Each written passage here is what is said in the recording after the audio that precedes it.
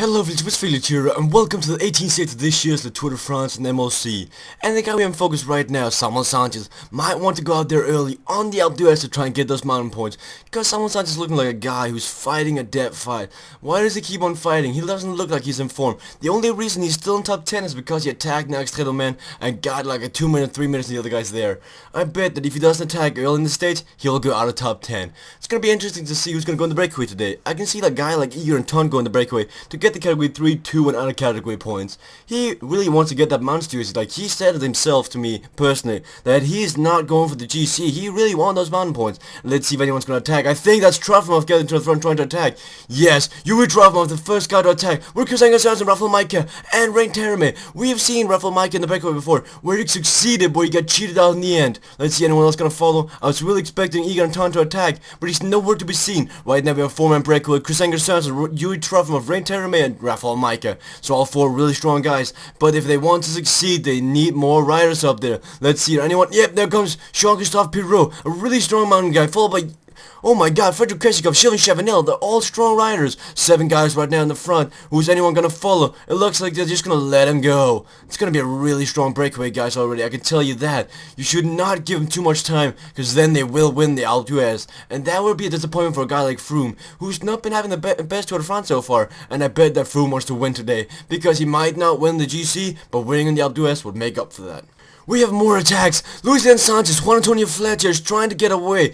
This might be something Nipple is saying that, Luis Sanchez, you get out there. I can attack to you, and we're both great downhillers, and we can attack on the downhill between Col de Suren and Alpe d'Huez. That would be a brilliant tactic, but right now, nobody's actually pacing. I thought that Orica Green is going to be like, no, Nibble, you're too dangerous. But Nibble is like 6 minutes behind, so I don't think they really care. Yeah, Nibble is 5 minutes behind, so I think on the door saying, you know what, he's not going to take 5 minutes on me, so what? Give him the victory, I'm gonna be arrogant. So right now, they have 2 minutes, it looks like, the entire thing, 2.5 minutes, and these 2 guys are fighting to get up there. This is a 9-man breakaway in the Alpe d'Huez stage. It's gonna be a really fun stage to watch. It's a shame that Argos-Shimano sent Kusenga Sanderson up here instead of Egan and Ton, thinking about the mountain points. I would have said, like, what is, Egan and Ton is like 15th or something like that. He's 18th right now, and he doesn't want to lose his 18th place. I mean, come on, 18th compared to a mountain jersey. 18th place you don't get to get in the podium actually in Paris, but here, if you get the mountain jersey, you get to be on there. So that's kind of a disappointment. There are 6 points to get the intermediate sprint for the peloton. Will Cavendish take this one and get close to Sagan? He needs to do something because there's actually only the Champs-Élysées left. So it's gonna be nice and it's gonna be close. Like, the only way I can really see Cavendish winning this one is by going the breakaway in one of the couple stages or the next stages, which he most likely won't.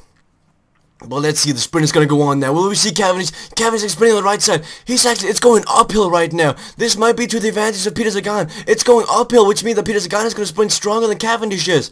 That's something you don't see every day. Cavendish has to give up before he actually hits the sprint. So Sagan takes points on Cavendish. And Matthias Frank had a flat tire of that uphill. What a shame for him. That's bad timing. But they're now hitting the Col du Anan. It's gonna be a category 2 of hell. This is kind of stale. Like, these mountains aren't gonna get used for anything. They just crossed the category 2, the Col du Anan, I think it's called. Col du Anan. It was pretty boring actually, and the peloton's just thinning out slowly. Like, all the guys who are terrible at uphilling and don't care about this stage are just dropping back. And Orica Green is just setting a mediocre pace. Not that difficult, but just a mediocre pace. But they're now gonna hit Alpe d'Huez. And I believe the fireworks will happen already, because somebody's gonna attack and Contador with that 3-minute lead down to 2nd place. Expect fireworks from the best riders already at the beginning of the mountain. The breakaways hit Alpe d'Huez. It's gonna be survival of the fittest up in the front right now. I believe Rafael Maika, Rain Terame and Jean-Christophe Pirot are gonna be the favorites up here between all these guys. They're the guys who can climb the best and who has experience by being in top 10 of the Tour de France. Let's see what they can do. They have a 3-minute gap down to the peloton, but that will decrease fast because now the peloton has hit the Alpe d'Huez, and I expect everyone to attack. I want to see fireworks from the get-go because Contador needs to be isolated. Right now he's surrounded by like 7 Orica Greenedge guys, which is a lot if you think about it. Let's see, the peloton's 170 man big. Cancellara sitting up here with Jeremy Roy as their GC contender, it looks like. I don't get what Cancellara's sitting up here. He just needs to be sitting down with Cavendish and protecting him. But nobody's actually attacking so far. It looks like it's going to be a boring Alpe d'Huez so far. I spoke too soon. As I said that, Michel Scarponi is off with Thomas Leclerc, and Fuglsang's Evans is trying to get up there. Evans actually had a brilliant time trial the other day. Let's see what he can do now. Peter Nemec is also trying to get up there, but Michel Scarponi leaving the other guys behind. Can he get up there alone? He's really trying to just reach in top 10 and really do good for his general manager Hans Ball. He really wants to prove getting picked as a GC contender was not a bad choice by him. But they right now have a minute 40 seconds up to this group with 9 riders, and it's going to be difficult for everyone to attack. Right behind them they have a former group of Fuglsang, Mollema, Evans and Nemec. Mollema and Evans can work together if they can manage that, but I think that actually Mollema is the favorite out there. Mollema looks to be the captain because he's 16th in the GC right now. From the peloton to the front of the breakaway, it's got 3 minutes almost, and the peloton is thinning out because now Ricky Green has got a pace. There's only 84 riders left in the peloton, but that's still a lot thinking about. They're going up the Alpe d'Huez, and Alpe d'Huez is harder than hell. Let's see what they can do. 104 men actually in the peloton now. Actually people coming back, but we'll see. Michel Scarponi and Thomas Leclerc is catching up to Juan Antonio Fletcher. He's been dropped from the front now. Only 8 men in the front right now. Juan Antonio Fletcher been dropped. That's a disappointment for Cannondale. Well, let's see. That's the big pace of Ryan Terame in the front now. He's dropping people. But right now, Michel Scarponi and Thomas Leclerc are trying to catch up. Will Antonio Fletcher help him be a gentleman, or will he just say, no, I can't, I'm dead, guys. That's why I left the front. Let's see. They still have 4 kilometers to hit the top of the Alpe d'Huez the first time. What will happen in this group? Everyone in total has 3 minutes right now, and it's still Orica Greenedge pacing with Peter Stetina. Scarponi caught up to the front group. He dropped Leclerc though. Leclerc wasn't able to catch up, but now Evans, Nemec, Fuglsang and Mollema is trying to catch up. But Mollema is dead. Cadel Evans' own pace is killing his captain. It looks like they'll have to go for Evans. Mollema is not having the greatest of days. Right now in the front, Micah is taking the high pace. How many will survive the next Col de Suren as well? The category 3 is also going to be really difficult for some of these riders. It's right up in heaven. Oh, Juan Antonio Fletcher is having a terrible day. So is Belkin Mollema. I would expect the better from Mollema. Go in the attack with Evans, but let's see what they can do. Right now they have 3 minutes. They need around a 5-minute gap up the Alpe d'Huez to win this stage, but it's possible. They're all really strong up here. They're now going to hit the Col de Suren. Still no fireworks in the peloton. I'm so disappointed that nobody's attacking the peloton, because they need to do something with Contador. They're now almost up Col de Suren. Let's see if Ryan Terame can keep up this pace in the front group. He's really been showing that he's in form right now in Euskaltel. I think Fiascotje's got to be happy. But I can imagine Fiascotje and Hans working together on Euskaltel on Lotto Belisol. They're both really good friends. Let's see. Sylvain Chavanel and Balkan has been dropped. And it's still a high pace when Ricky Green is in the peloton. Nobody's really doing anything to isolate Contador. If this keeps up, it looks like Contador will keep the yellow jersey. This is the chance for people to really hurt him. But they have to do something. Right now they're going down the downhill. It looks like they have 3 minutes as they go down the downhill. They need around 5 minutes when they hit Alpe d'Huez if they want any chance of winning the stage. But I believe these guys have a good chance of getting top 10. Any of these guys can really climb good. So top 10 is definitely a possibility, but they need to go fastest downhill. Van Avermaet had just fallen. We now have a tie for the Johnny Hoogland award between Van Avermaet and Brian Van Boer. That one is going to come down to the Champs-Élysées as well. Who's going to crash the most? It's going to be a nice thing to watch. Actually, it's going to be a terrible thing to watch, to be honest. It's going to be a good competition, but a terrible thing to watch, because you're going to be watching it with pain. The peloton is still 56 man big. That means that the pace in the peloton has been so slow up Alpe d'Huez and Col de Suren. But they're right now at 3 minutes in the front. Can this group continue with a 3-minute lead? They can all win the stage, to be honest. If the peloton don't start going faster, these guys will win for sure. They have now hit Alpe d'Huez for the last time. Who will attack? We actually see Luis Sanchez trying to attack with Keshikov and Ryan Terame. Why is Sanchez attacking? I thought he was going to help Nibali when Nibali comes up. He just needs to be up there and just relax and wait for Nibali to attack. I mean, he does better for Nibali by doing nothing than by attacking and using his powers trying to win the stage. But it looks like Ryan Terame really wants to get away. Luis Sanchez trying to attack again. But Cadel Evans and Michel Scarponi and Rafael Mike is hitting the high pace. It's really going to hurt some of these guys. We have attacks in the peloton. I just heard on the tour radio. Who is this? Valverde, Froome, Rodriguez, Hesjedal, Nibali, Van den Broek, and Contador's coming up now. This is the group. Wiggins, Roland, and Roland got dropped out in the group. Oh my god, this 10-man group right here is going to be really, really strong. Let's see what they can do. Let's check the time gap between the front guys. Oh, Jean-Christophe Pirot's attack with Micah. Micah got cheated out of that one stage in the breakaway, so he really wants to win this stage. Let's see, can Contador win this stage? I doubt that Contador can win this, to be honest, because there are so many strong guys in the front. Why isn't the time gap working? I'm trying to measure time. Right now in the front, 2 minutes and 40 seconds, they're gaining time, but everyone just keeps on attacking down there. Fuglsang's been dropped, with Leclerc and Nemec. In this group we have Nibali, Van den Broek, Hesjedal, Contador, Froome, Rodriguez, and Valverde. This is all like top 6 right here. Let's see what they can do. Ryan Terame, Sørensen, and who's that? I think that's Trufimov has been dropped. Sanchez has been dropped. He's probably going to go down to help Nibali as much as he can. Rafael Mike, Evans, Scarponi, and Pirot. Contador still working up this mountain. It looks like it's going to be between these 4 guys to win the stage, unless they go really fast down in the E6 group, the group with Contador.